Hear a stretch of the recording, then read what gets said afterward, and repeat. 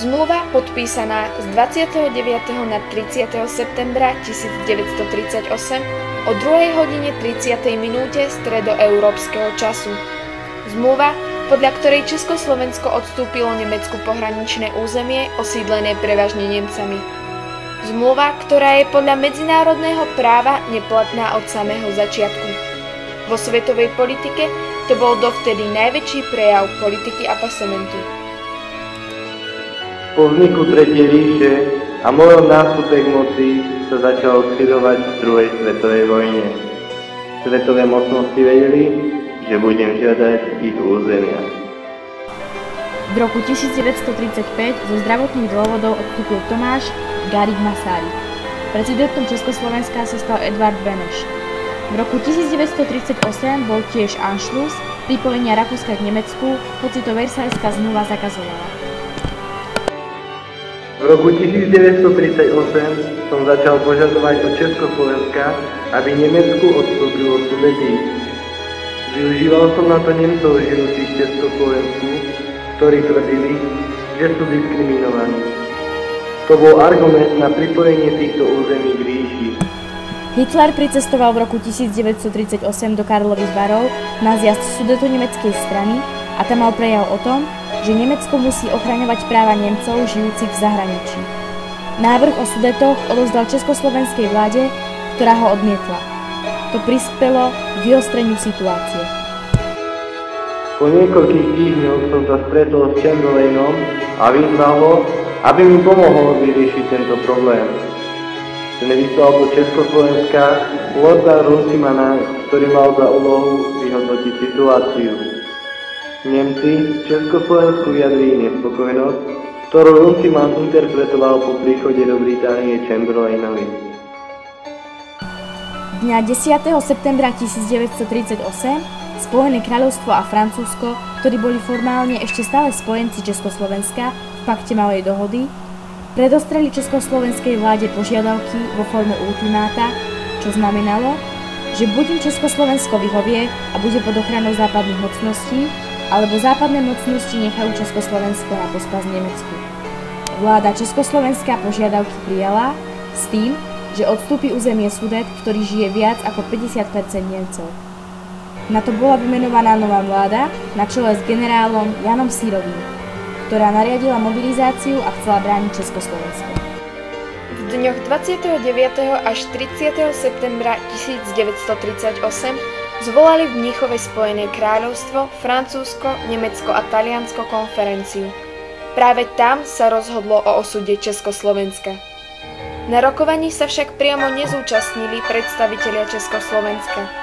Tí čakali vo vestibule budovy na výsledky.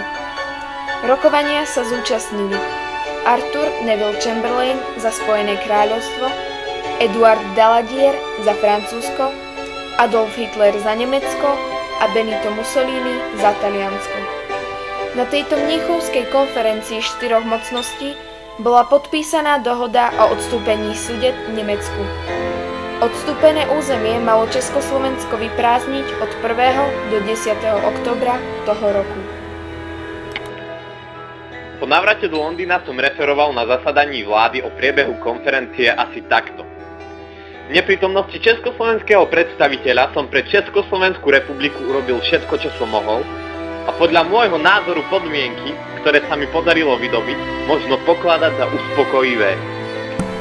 V dôsledku pripojenia Sudetskej oblasti k ríši Nemecko pomocou Veľkej Británie skutočne upevnilo svoje postavenie v strednej Európe.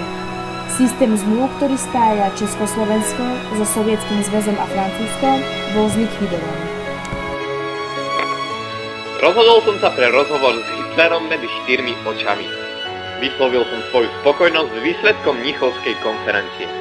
Taktiež som pripomenul často spomínanú otázku zníženia stavu vzdušných síl a poukázal na to, že sa už nemusí báť, že sa Československo stane nástupišťom ruskej agresie.